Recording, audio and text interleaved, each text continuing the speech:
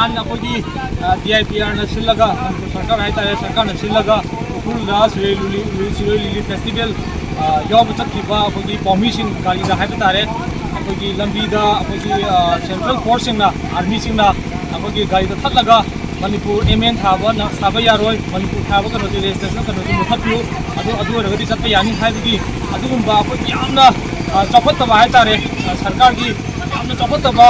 फजदबा थोंदोदुबु सौगतपो ओइना ngasi Manipur पुंबगी अखोइना बन कौरिबसिदा अखोइ जिरिबामदसु असि बनजे अखोइ जिरिबाम प्रजानसु मपुं फाना सौगली हाइबजे अखोइ जिरिबाम प्रजादा मणिपुर प्रजादा अखोइ जिरिबामनि माइकैदगी हाइगत अखोइ ngasi पांथोकरिबा बन असि अखोइ यामना अखोइगी याम शांति एबा यामना पीस ओइबा अखोइगी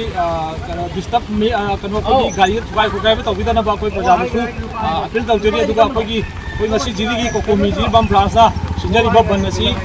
अखोइगी जिरिबामगी लेरिबा असि अखोइगी लेरिबा अखोइगी तामिनरिबा अखोइ फुरुफुतिबंगना मसी अखोइगी तौदेबा